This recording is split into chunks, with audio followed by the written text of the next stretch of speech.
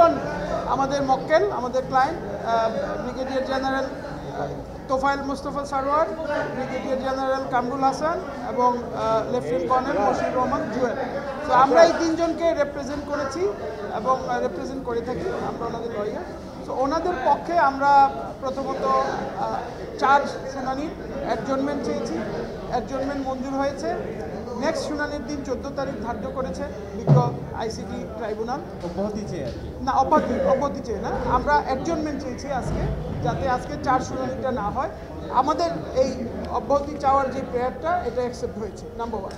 Number 2, আমরা যেটা চেয়েছি সেটা হচ্ছে যে প্রিভিলেজড কমিউনিকেশন, আমাদের এই তিনজন মক্কেলের সাথে যাতে আমরা জেলখানায় গিয়ে প্রিভিলেজড কমিউনিকেশন করতে পারি। প্রিভিলেজড কমিউনিকেশনের সুবিধা এই আইনে দেওয়া আছে এবং বিজ্ঞ মাননীয় ট্রাইব্যুনাল সেটাও অ্যাপ্রুভ করেছে।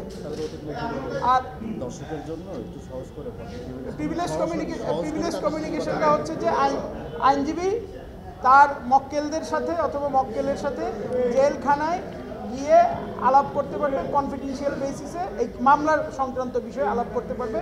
যেহেতু আমরা মামলার ডকুমেন্টগুলো পেয়েছি, মামলার ডকুমেন্টগুলো তাদেরকে আমরা ইনফর্ম করবো যে যে অ্যালিগেশনগুলো এসছে, কী সাক্ষী আছে।